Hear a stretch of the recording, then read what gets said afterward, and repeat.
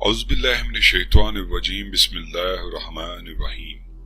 Creative the world کے معزز دوستو، السلام علیکم۔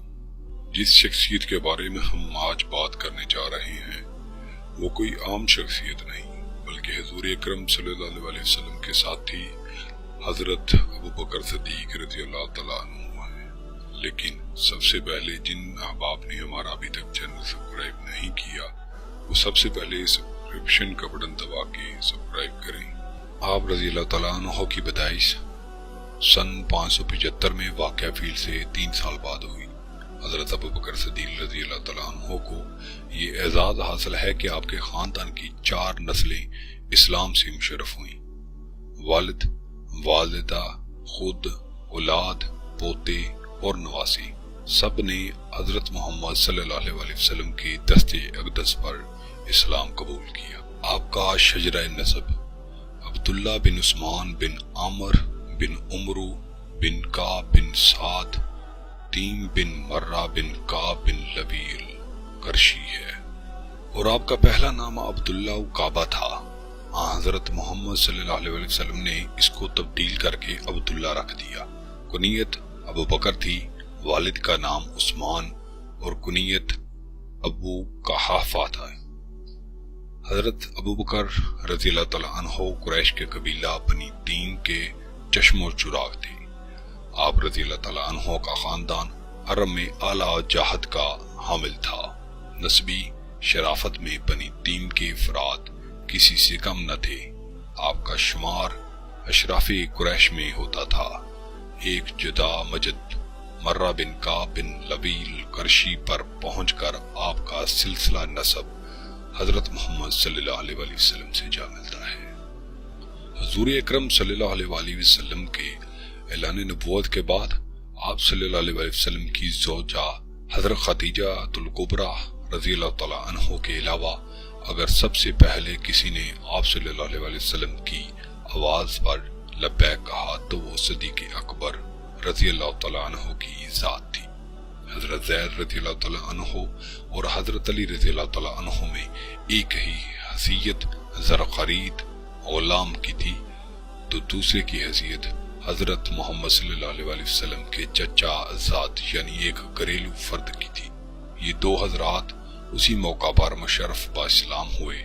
ایسے موقع پہ حضرت ابوبکر صدیق رضی اللہ تعالیٰ عنہ کی والہانہ محبت اور قبول اسلام میں پہل کے بارے میں خود حضور اکرم صلی اللہ علیہ وسلم کا ارشاد ہی سب سے موزوں اور واقعی شہادت ہے۔ حضرت ابوبکر صدیق رضی اللہ تعالیٰ عنہ کے علاوہ کوئی شخص نہیں جس کو میں نے اسلام کی دعوت دی ہو اور اس نے بغیر تعمل سوچ و بچار اور غور و فکر کے اسلام قبول کر لیا ہو۔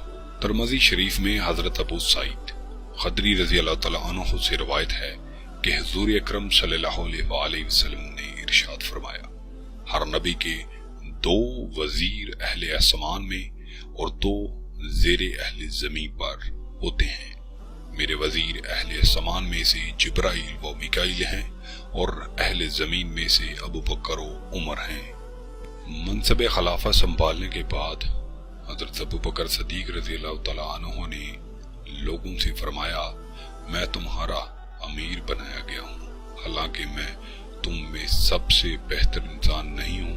اگر میں ٹھیک راہ پر چلوں تو میری اطاعت کرنا، اگر کچھ روی اختیار کروں تو مجھے سیدھا کر دینا۔ سچائی امانت ہے اور جھوٹ خیانت۔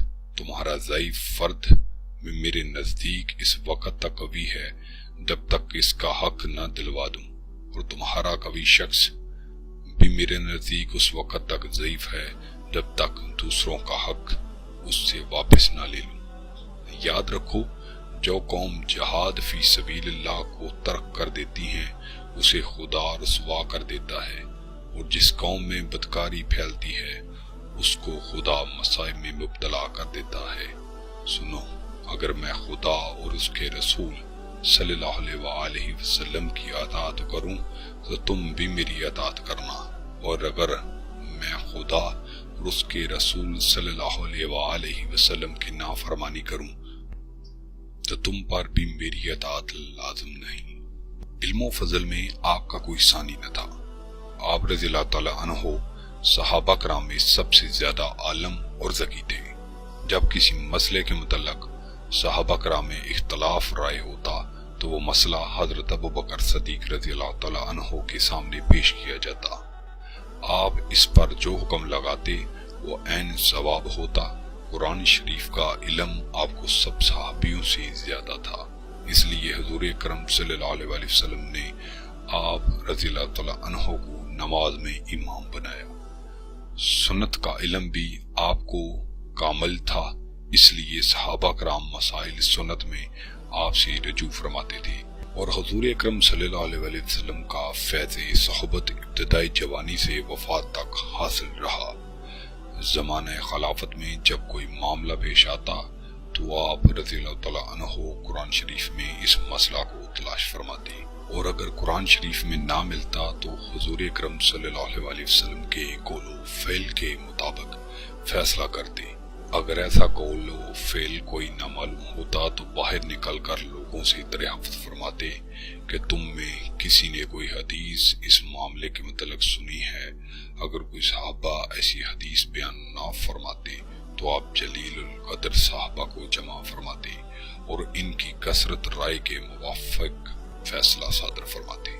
سیدنا ابو بکر صدیق رضی اللہ تعالیٰ عنہ عرب بر کے بالعموم اور قریش کے بالخصوص بڑے نصاب تھے، حتیٰ کہ جبیر بن مفہم جو عرب کے بڑے نصابوں میں شمار ہوتے ہیں، حضرت صدیق اکبر رضی اللہ تعالیٰ عنہ کے خوشاں چین تھے۔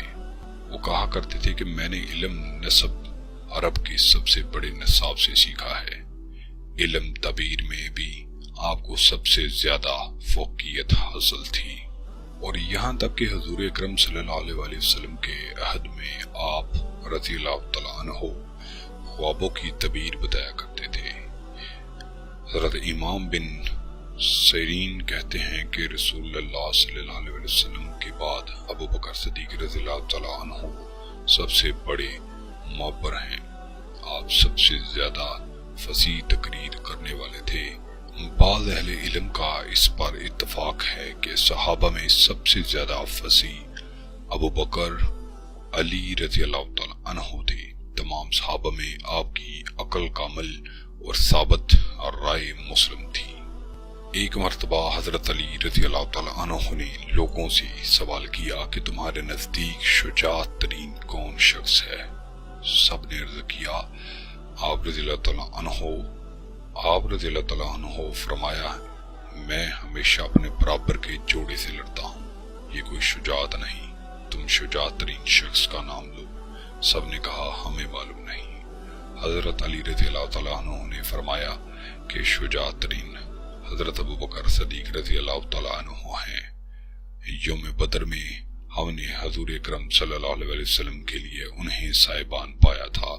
ہم نے پوچھا کہ حضور اکرم صلی اللہ علیہ وسلم کے پاس کون رہے گا کہ مشرکین آپ پر حملہ نہ کر سکے، اور خدا کی قسم ہم میں سے کسی شخص کی ہمت نہ پڑی مگر ابو بکر صدیق رضی اللہ تعالیٰ عنہ ننگی تلوار لیے کھڑے ہو گئے، اور کسی کو آپ صلی اللہ علیہ وسلم کے پاس تک نہ بھٹکنے دیا۔ سب صحابہ کرام رضی اللہ تعالیٰ عنہ میں سے سب سے زیادہ حضرت ابو بکر صدیق رضی اللہ تعالیٰ عنہ سخی تھے۔ چنانچہ حضور اکرم صلی اللہ علیہ وسلم نے فرمایا کہ جتنا مجھے ابو بکر صدیق کے مال سے نفع پہنچا ہے کسی کے مال سے نہیں پہنچا۔ حضرت ابو بکر صدیق رضی اللہ تعالیٰ عنہ رو کر عرض کرنے لگے کہ میں اور میرا مال کیا چیز ہے، جو کچھ ہے سب آپ صلی اللہ علیہ وسلم ہی کے طفیل ہے۔ ایک اور حدیث شریف میں آتا ہے کہ حضور اکرم صلی اللہ علیہ وسلم جیسے اپنا مال خرچ کرتے تھے ویسے ہی حضور صلی اللہ علیہ وسلم حضرت ابو بکر صدیق رضی اللہ تعالیٰ عنہ کا مال خرچ کرتے تھے۔ حضرت ابو بکر صدیق رضی اللہ تعالیٰ عنہ ایمان لانے سے قبل ان کے پاس 40,000 درہم تھے۔ آپ نے سب کے سب حضور اکرم صلی اللہ علیہ وسلم پر خرچ کر دیے۔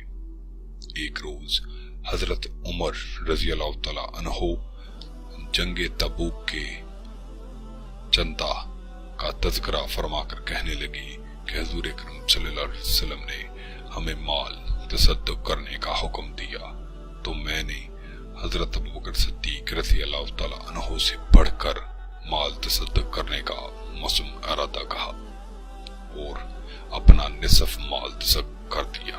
حضور اکرم صلی اللہ علیہ وسلم نے مجھ سے دریافت کیا کہ اپنے اہل و عیال کے واسطے کیا چھوڑا ہے۔ میں نے عرض کیا باقی نصف۔ اتنے میں ابو بکر صدیق رضی اللہ تعالی عنہ اپنا سارا مال لیے ہوئے آ گئے۔ حضور اکرم صلی اللہ علیہ وآلہ وسلم نے ان سے بھی وہی سوال کیا۔ انہوں نے جواب دیا کہ اہل و عیال کے لیے خدا اور رسول صلی اللہ علیہ وآلہ وسلم ہی کافی ہیں۔ میں نے یہ دیکھ کر کہ میں ابو بکر صدیق رضی اللہ تعالی عنہ سے کسی بات میں نہ بڑھ سکوں گا۔ حضرت ابو حریرہ رضی اللہ تعالی عنہ سے روایت ہے کہ حضور اکرم صلی اللہ علیہ وآلہ وسلم نے فرمایا میں سب کا احسان اتار چکا ہوں، البتہ ابو بکر صدیق کا احسان باقی ہے۔ اس کا بدلہ تو قیامت کے دن خدا تعالیٰ دے گا۔ کسی شخص کے مال سے مجھے اتنا فائدہ نہیں پہنچا جتنا ابو بکر صدیق کے مال سے پہنچا۔ سیدنا صدیق اکبر رضی اللہ تعالی عنہ 22 جمادی الاخری 13 ہجری بروز شیبہ کو مابین مغرب اور عشاء اس دار فانی سے عالم بقا کی طرف انتقال فرما اور شب انتقال ہی کو رسول اللہ صلی اللہ علیہ وسلم کے پہلو مبارک میں آپ کو دفن کیا گیا۔ انتقال سے پیش تر فرمایا کہ مجھے رسول اللہ صلی اللہ علیہ وسلم کے پہلو میں دفن کرنا اور اسی چادر میں جو اس وقت پہنے ہوئے ہوں مجھے کفن دینا، کیونکہ زندہ کو مردہ کی نسبت نئے کپڑے کی زیادہ ضرورت ہے۔ اسما بنت امیس زوجہ صدیق رضی اللہ تعالیٰ عنہ مجھے غسل دیں اور عبد الرحمن بسر صدیق ان کی مدد کریں۔